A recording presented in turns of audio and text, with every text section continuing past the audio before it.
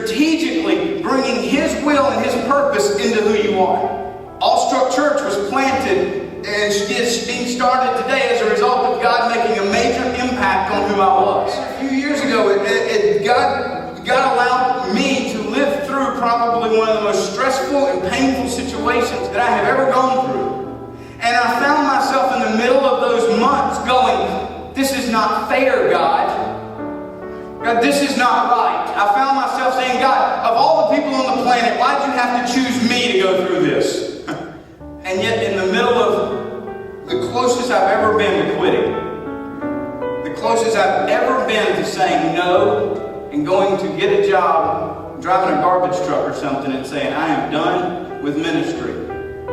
God, right in the middle of that, He forced me to look at Him, to focus on Him, and realize He would put me right in the middle of that situation in order to teach me a lesson, and that was how to be a pastor.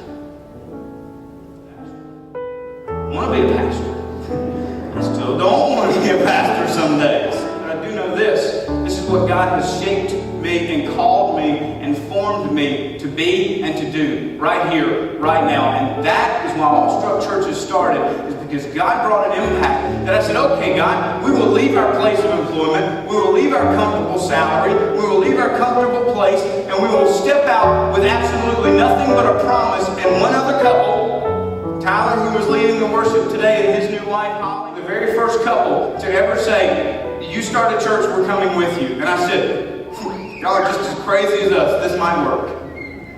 And because God made an impact on who I was, because God was willing to step into my life, and I just was willing to follow it and realize if this might change me, here we sit today. And I honestly believe that Awestruck Church will be a church that is going to make a radical difference in Eastern Guilford County.